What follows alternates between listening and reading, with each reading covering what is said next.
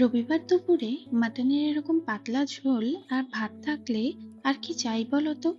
Recipe নিয়ে সেরকম কিছু বলার নেই, কারণ সবাই যেভাবে বানায় আমিও সেভাবেই বানিয়েছি।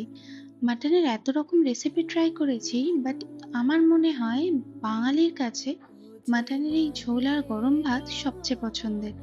ফার্স্টে আলুগুলো ভেজে নিয়েছি, দেন গোটা গরম মশলা ফোড়ন দিয়ে পেঁয়াজ ভেজে তাতে আদা রসুনের পেস্ট আর টমেটো দিয়ে ভেজে মাটন অ্যাড করে দেব।